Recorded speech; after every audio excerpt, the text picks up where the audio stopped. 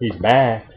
Who's back? Ah, come on, The adversity beaten, pie eaten, trail blazing, eyebrow raising, stronger than a bear, faster than a buck, the biggest thing to hit YouTube because the rest of the community sucks.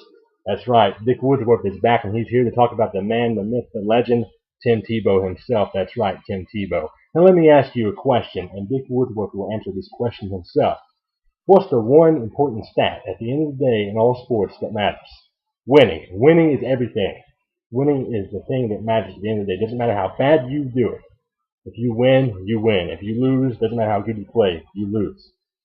That's the way it is in sports. Unfair, fair, doesn't really matter. Throw that shit out the window.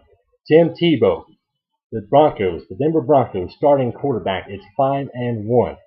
And I shouldn't even have to explain who Tim Tebow is. I mean, everybody in the nation, whether you watch sports or you don't watch sports, you know who Tim Tebow is. He's as polarizing of a figure as they come. His winning percentage is higher than his completion percentage right now. He's not a good quarterback. I'm just putting it out there, and you can say, well, if he's not a good quarterback, how is he 5-1? Well, hey, Trent Dilfer won a Super Bowl with the Baltimore Ravens 11 years ago. He's Trent Dilfer, though. He's a great mind. He's a good analyst. But was he a top-tier quarterback? No, he was not.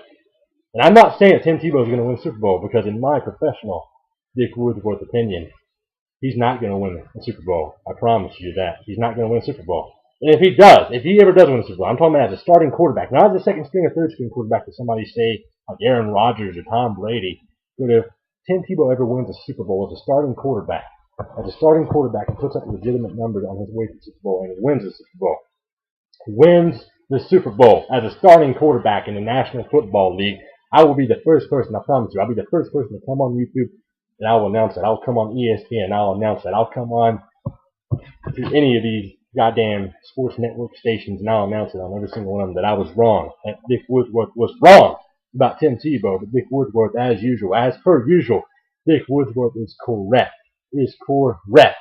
And this time he's still correct. That's right, correct.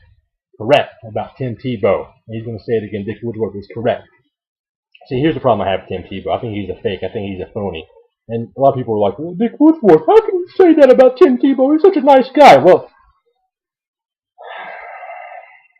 people like Tim Tebow for all the wrong reasons. They like him because he's a religious zealot, but he's a God-fearing man. And that's all fine and dandy. I don't mind that. He may just be a nice guy. I don't know that. I've never met Tim Tebow. I don't know anything about Tim Tebow other than what he did at the University of Florida or what he's doing currently in the NFL, Denver Broncos organization. I don't know anything else about Tim Tebow, really. I just know that, when you're growing up as a kid and you're an athlete and you're a quarterback in football, usually you learn to develop your throwing motion in middle school, right? In middle school, correct? Correct, in middle school at the latest. Maybe in high school, but usually by high school you're currently evolving your throwing motion, trying to improve and become better and better as a quarterback. Now, Tim Tebow, when he first got drafted by the Denver Broncos in 2010, in the first round, mind you. Yeah, that's right, the first round of 2010 NFL draft. Holy shit, Tim Tebow.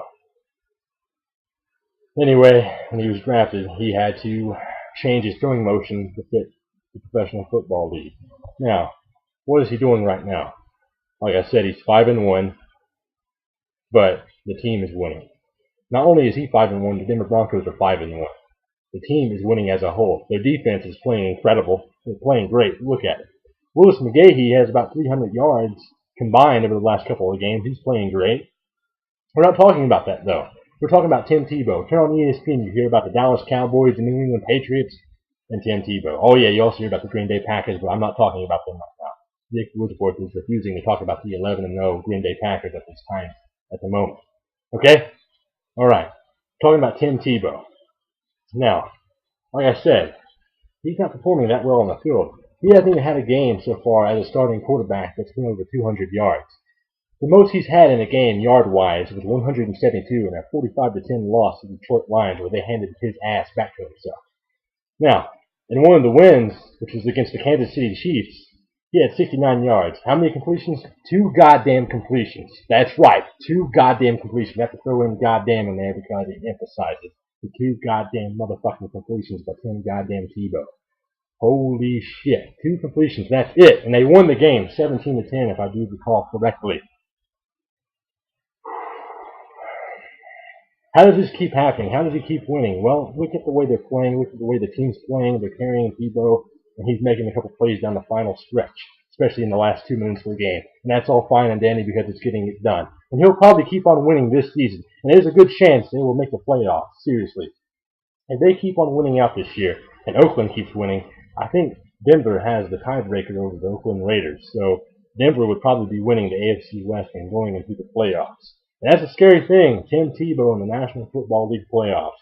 Get ready, because whether you love him or you hate him, he'll probably be in the playoffs if Denver keeps on winning, and I can see them winning because the schedule's not too hard. The biggest, toughest game they'll have would be against the New England Patriots, but let's face it, in recent history, the Patriots, when they played in Denver, they haven't played too well. You know, their pass defense, number 2, is terrible. So if Tim Tebow has a good game against them, I wouldn't be surprised, and you shouldn't be surprised either. The Patriots haven't had a vaunted defense in years. Their offense has been everything over the past few years, especially since 2007. So I'd look for Denver and Tebow to continue working this magic. But let me get back to it, though. People are liking Tebow for all the wrong reasons. They're not liking him because he's a good quarterback. They're not liking him because he's anything great on the field. They like him because he's apparently, allegedly, a nice guy. He's a religious zealot. And again, that's all fine and dandy, but I'm tired of hearing about him. I don't want to hear about him on ESPN. Let's hear about him doing something else. Let's see him go to Jerusalem and do some work over there. Some kind of donations and shit. Let's just see that. I'm tired of seeing him on the football field on my television screen. Okay, I know a lot of people get on here and like, Dick Woodsworth, you don't like Tim Tebow's passion? Tim Tebow's passion? Passion for what? Passion for God or passion for football? In sports, let's get something straight. One of my favorite books is Outliers by Malcolm Gladwell. And in that book, he talks about the 10,000 hour rule. To be the absolute best at something, to actually be fanatical about something, you have to put in at least 10,000 hours into something. Be obsessed with it. Set your vision on a goal. Now, I'm going to bring up a really unpopular example. Kobe Bryant in the NBA. I can't stand Kobe Bryant, but let's face it, he's won 5 NBA championships, and he's fanatical about basketball. He's become obsessed with it over his lifetime. And he's probably practiced the 10,000 hour rule easily. He's eclipsed all his goals and all his wildest dreams, I'm sure. Michael Jordan.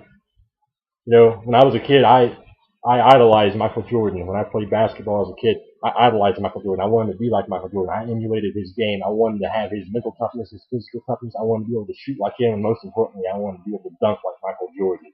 Every kid, when they grew up back in the 90s, they all wanted to be like Michael Jordan, and that's the way it's been. But you have a guy like Tim Tebow, and I'm not denying that Tim Tebow's not a great role model for kids. He probably is. He has like some kind of John Cena effect, If I had a kid right now and it was a choice between Tim Tebow or Michael Vick or Plexico Burress, if I wanted to choose between those 3 guys who I wanted my kid to look up to, hell yeah, I'd say Tim Tebow, because he hasn't been in dog fighting. He hasn't shot himself in the leg. Of course I'd want my kid to look up to Tim Tebow in ways. I want my kid to grow up and try to throw like Tim Tebow. Hell no. Who in the hell would want to throw like Tim Tebow? You got to be a passer like Aaron Rodgers, Tom Brady. You could throw a ball into a crowd of Indians and hit a cowboy. You know what I mean? But Tim Tebow, NFL quarterback, winning NFL quarterback, yeah, he's winning right now, 5-1. But will this continue this season? Yeah, it probably will continue. So all you Tim Tebow haters, much like myself, which I'd rather consider myself a detractor and a skeptic, not a hater, but all the haters out there, the true haters who hate blindly and don't look at it from an objective perspective. Yeah, I'm just warning you, Denver's probably going to keep winning, much to your chagrin. They're probably going to keep winning. Sorry, that's what's going to happen. And Woodsworth's currently comprising a song about Tebow and the Denver Broncos. We'll probably release that song Probably, I don't know, about January, the Broncos make the playoffs.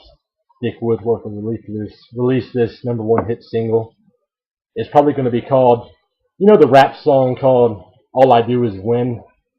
Well, I'm going to make a Tim Tebow song, and this is going to piss a lot of you religious zealots off, and I apologize. You can stop watching the channel. You can unsubscribe if you already subscribed, or if you have a sense of humor and actually like having a little fun in life, you can subscribe and come back and have yourself a little laugh in January.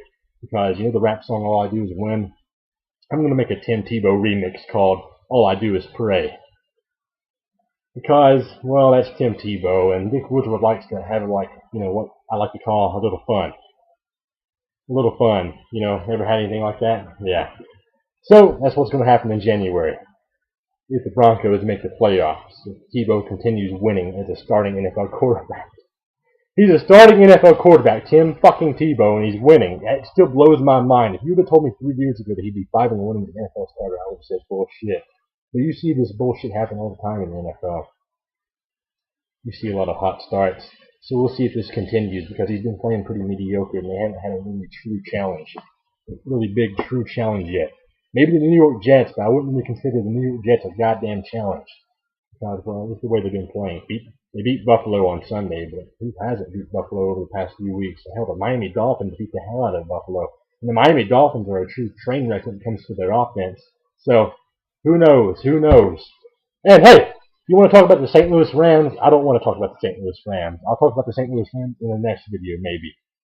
But in the next video, I'm going to release another video soon. Next video, I'm going to talk about the NBA, because the lockout finally goddamn ended. The lockout is over. The season begins on Christmas. The Boston Celtics take on the New York Knicks. The Los Angeles Lakers take on the Chicago Bulls. And the Miami Heat have a NBA Finals rematch with the Dallas Mavericks.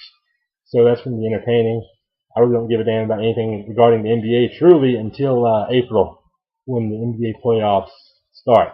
So that's all I really care about regarding the NBA, but I'm still going to talk about it. I'm going to talk about Jimmer Fredette and Ricky Rubio, the 2 rookies this year who have too much hype, who I'd also like to compare both of them to Tim Tebow, especially Jimmer Fredette. I'm already going off topic, and this video is going way too long right now, so Dick Woodsworth is getting the hell off here. Well, hell.